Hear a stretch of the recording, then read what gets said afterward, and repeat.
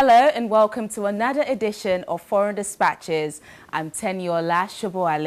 On the programme this week, UK Army helps to ease fuel supply problems as long queues form at petrol stations. Plus, youth climate activists criticise world leaders, call for more action at a summit in Italy. We begin in the UK, where soldiers were mobilised this week to help ease fuel supply issues. The country has been gripped by a rush of panic buying for almost a week that has left pumps dry across major cities after oil companies warned they did not have enough tanker drivers to move petrol and diesel from refineries to filling stations. Britain put the army on standby to deliver fuel from Tuesday after an acute shortage of truckers triggered panic buying that left fuel pumps dry across the land and even raised fears that hospitals will be left without doctors and nurses. I want to say, first of all, how much I sympathise with people who've been worried about their journeys, worried about whether they'll be able to use their cars in the normal way to see their loved ones or whatever it is. And I know how frustrating and infuriating it must have been to worry about a shortage of petrol, of fuel. We now are starting to see the situation improve. We're hearing from industry that supplies are coming back onto the forecourts in the normal way.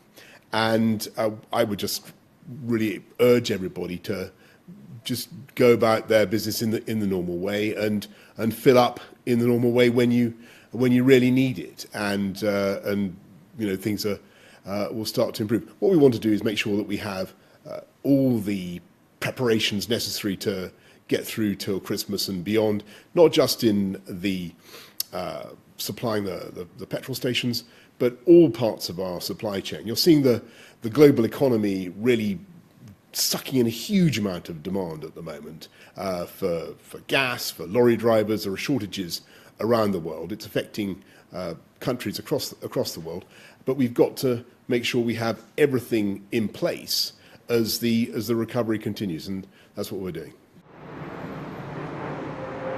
This week, queues of drivers stretched back from those petrol stations that were still serving in major cities.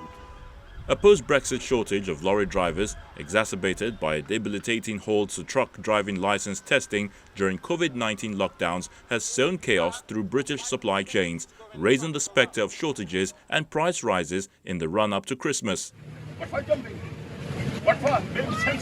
Tempest afraid as some drivers waited for hours, with fights breaking out. Chaotic like this, there's traffic everywhere, people fighting, arguing. It's very high that I have to leave my job and my office just to get a food. That's how high it is. Who do you blame for this? Brexit. I've got a doctor appointment now and I'm still waiting. I'm going to be waiting for like an hour time, you know, which is very upsetting.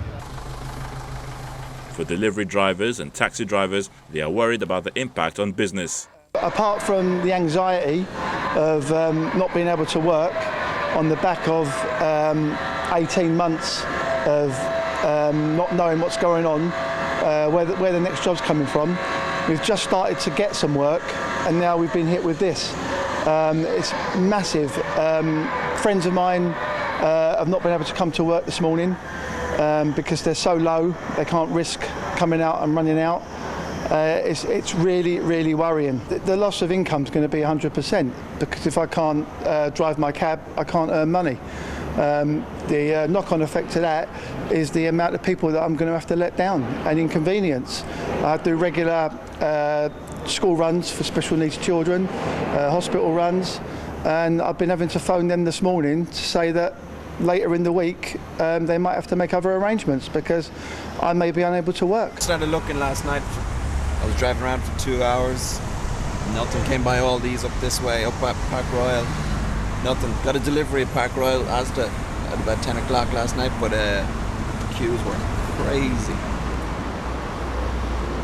Doctors, nurses and unions for teachers, prison and care staff have called for essential workers to be given priority for fuel.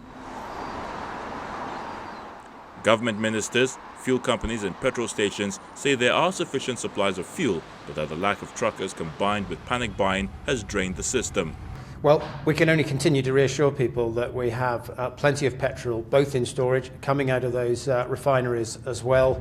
And the only reason that we have an issue at the moment with some petrol stations not having petrol in the forecourts is that people are buying petrol and they wouldn't. The most important thing everyone can do is just get back to normal, fill their cars up as they normally would, and not buy petrol unless they need it.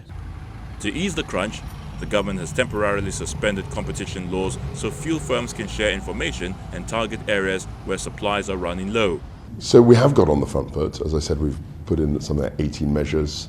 I suspended competition law so that people could come together, the industry, to supply the forecourts. And you're seeing an HGV driver shortage all over the world. I mean, even in Poland, which is in the EU, there are a shortage of about 123,000 drivers. That's what we're hearing. And also in the United States, there's a shortage of HGV drivers. So these supply chain issues are affecting global economies. I'm not guaranteeing anything. All I'm saying is that I think the situation is stabilizing. I think people realize that this will pass. And we're very, very focused on making sure that we get enough drivers. We've stood up military drivers. And we want to just make sure that we get enough petrol into the forecourts that can actually mean that we have enough supply for demand. And it looks like, when we look at the figures yesterday, it looks like the situation is stabilizing. The inflow of petrol matches the sales. After weeks of mounting pressure, ministers have also announced a plan to issue temporary visas for 5,000 foreign truck drivers.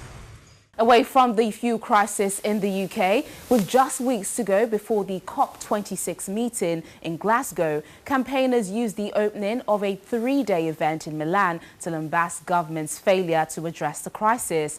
Greta Thunberg and fellow youth campaigners struck a sceptical tone, saying much has been promised but little done to tackle global warming since the Paris Climate Agreement. Climate activist Greta Thunberg lashed out at international leaders at climate talks in Italy this week. At the Youth for Climate event, she says much had been promised to tackle global warming, but little done in the decades after the landmark Earth Summit. There is no planet B. There is no planet blah, blah, blah, blah, blah, blah, blah. This is not about some expensive, politically correct green act of bunny hugging or blah, blah, blah. Build back better, blah, blah, blah. Green economy, blah, blah, blah. Net zero by 2050, blah, blah, blah. Net zero by 2050, blah, blah, blah. Net zero, blah, blah, blah. Climate neutral, blah, blah, blah. This is all we hear from our so-called leaders. Words. Words that sound great, but so far has led to no action. Our hopes and dreams drown in their empty words and promises. Of course, we need constructive dialogue, but they've now had 30 years of blah, blah, blah, and where has that led us? Over 50% of all our CO2 emissions have occurred since 1990, and a third since 2005. All this while the media is reporting on what the leaders say that they are going to do instead of what they are actually doing. And then not holding leaders accountable for their action, or rather inaction. And don't get me wrong, we can still do this. Change is not only possible, but urgently necessary. Thousands of young activists converged on Milan this week, some 400 from around 190 countries, to engage with policymakers in the hope of hammering out possible solutions. We'll do everything we can to get the population to pressure the government into doing what they have to do, but there's much out of our hands. But yes, there is tremendous potential in gathering people from NGOs around the world and talk about climate action and design very concrete, hands-on scenarios for the future. The youth activists have fought to get climate change to the top of the global agenda for years. They're now being challenged to help come up with the solutions ahead of the COP26 United Nations Summit in Glasgow in November. Their proposals will be vetted by climate and energy ministers gathering for their pre-COP26 meeting. We found a large group of people. Ugandan youth delegate Vanessa Nakate also demanded that world leaders take action. I live in Kampala, Uganda, a country that has one of the fastest changing climates in the world. In the past few years, I have seen more and more how the climate crisis is affecting the African continent, which is ironic given that Africa is the lowest emitter of CO2 emissions of all continents except for Antarctica.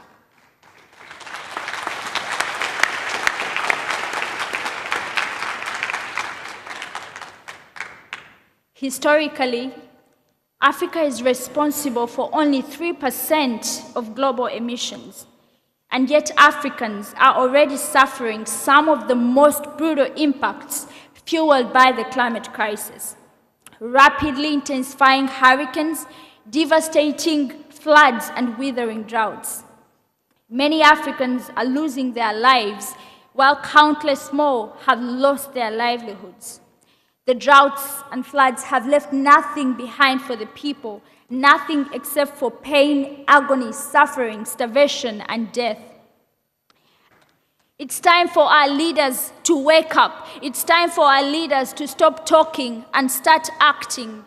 It's time to count the real costs, and it's time for the polluters to pay. It's time to keep the promises. No more empty promises, no more empty summits, no more empty conferences. It's time to show us the money. It's time, it's time, it's time. And don't forget to listen to the most affected people and areas. The UN COP26 conference aims to secure more ambitious climate action from the nearly 200 countries who signed the 2015 Paris Agreement. Climate activists are demanding policymakers put their money where their mouth is and stump up the billions of dollars needed to wean the world off fossil fuel to cleaner energy. Fears that climate change is worsening grew after a UN report in August warned the situation was dangerously close to spiraling out of control.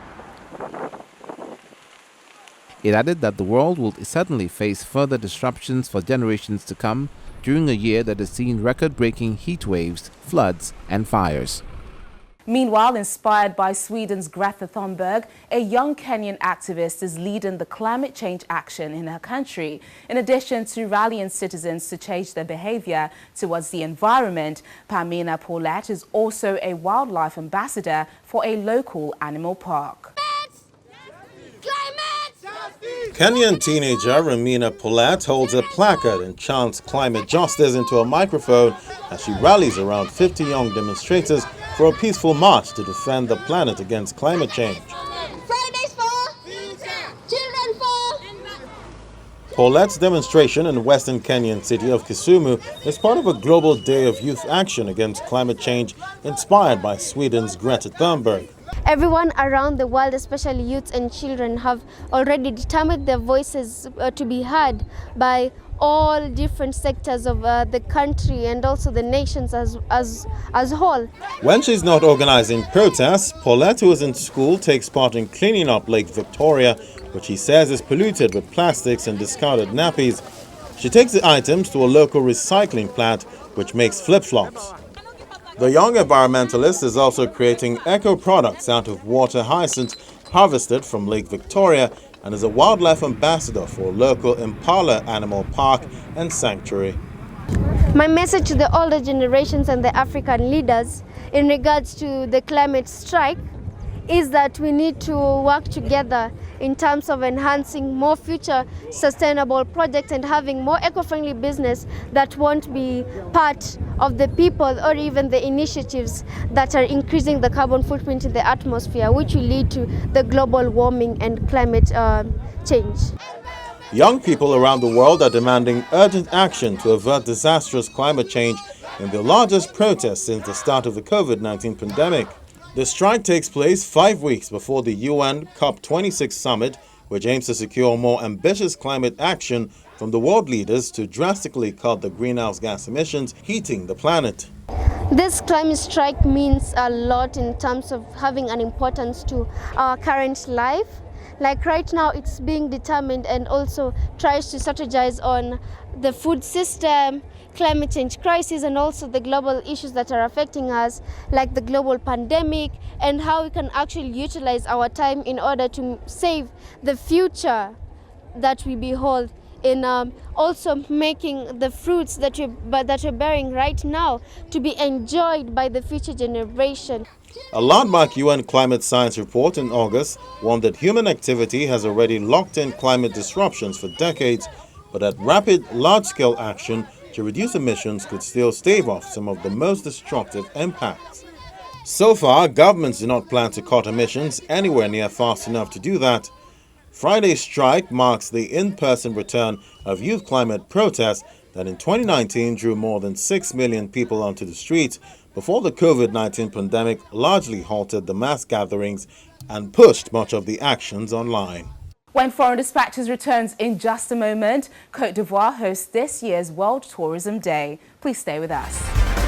September 27th was marked as World Tourism Day with the theme Tourism for Inclusive Growth. Côte d'Ivoire hosted this year's celebration, showcasing the potential of tourism to create jobs for all and bring communities together. Our correspondent, Ini John Mekwa, has more on this year's event. Abidjan, the major urban center and economic capital of Côte d'Ivoire, home to about 4.7 million people. This accounts for 20% of the country's total population. These features and its skyscrapers have perhaps made it more popular than the country's capital, Yamoussoukro. The drums and dance of the people of Côte d'Ivoire is another attraction, as the city hosts representatives of 125 countries at the 2021 World Tourism Day celebration. Our sector can help to bridge gaps of opportunity in many parts of the world. Across Africa, we see countless cases of young people being the first in their families to get an education or a job, thanks to tourism. We also see rural communities embracing tourism to generate opportunities and future of the other people. This is what tourism for inclusive growth means. After the opening speeches, exhibition stands receive attention. The focus of discussion here is how can tourism live up to its inclusive growth opportunity, and the experts agree that making domestic tourism more attractive is the solution. Abidjan is opening, the opportunity for me, even though nobody here asked me, is I'm letting Kenyans and East Africans and fellow people who follow and interact with me to come along for the ride. And so that is part of what makes it a bit more, let's say, tolerable when we're finding out, okay, it's a test 72 hours before you get here.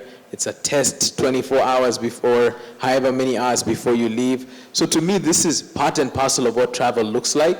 And I foresee many travelers, very similar to myself, who feel the need to share. And that sharing makes it a bit more comfortable for all of us to say, well, I'm going to go through the same thing. And I hope to have an experience on the other side that feels just as good. Everyone is talking about domestic tourism. But the question is the how that we are not addressing. And I think in every single business environment, you look at two things, look at your client, and then you got to understand the need of the client. And based on the needs of the client, you design a product to make sure it meets the needs of the client. The basic marketing 4 Ps. From there, you got to price the product. So if you design a product that does not suit the client, your pricing will be wrong. And if your pricing will be wrong, obviously your marketing, all the basic 4 Ps that we say in marketing, at the moment you can even talk of 10 Ps, everything could be wrong. So I believe that for these young people, women, young people, local communities to benefit, the product owners within our communities, not the government, the product owners should start looking at domesticating products that meet the needs of the local people. What remains is action plan on improving domestic tourism, not just on the part of the government, but also by Africans. The global health crisis saw the number of international visitors to Kenya plummet by 2/3. But with things returning to some form of normal with the rollout of COVID-19 vaccines, tourism sector workers in the country are hopeful for a recovery. The Ngulia Safari Lodge was built in Kenya's Tsavo area in 1968. It was the first of its kind to open in the Tsavo West National Park, which is famous for the two man-eating lions that preyed on railroad workers in the late 1800s.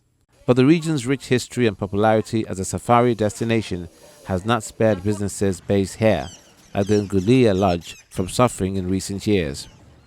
Tourism accounted for 8.2% of Kenya's GDP in 2019, according to the World Health and Tourism Council, much of it from visits to nature parks, but has fallen drastically during the pandemic.